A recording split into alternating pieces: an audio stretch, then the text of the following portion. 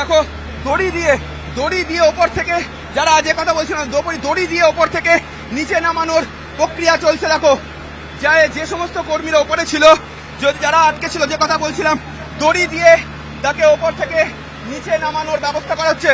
তুমি দেখতে পাচ্ছ দড়ি দিয়ে ওপর থেকে নিচে নামছে।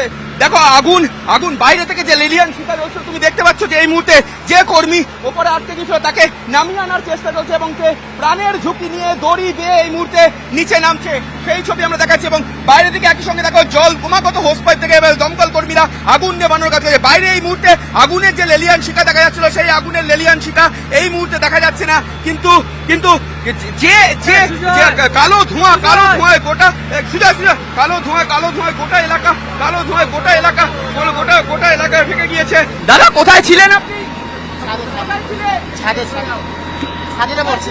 ছাদে বলছিলাম।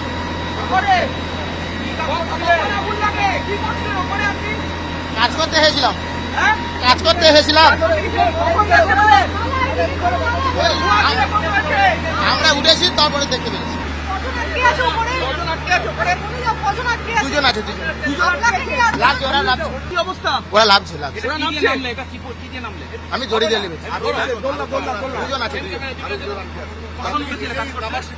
আমরা উঠেছি 9টার সময়। আগুন কখন দেখলেন? ওই 10 মিনিট মতো আগে।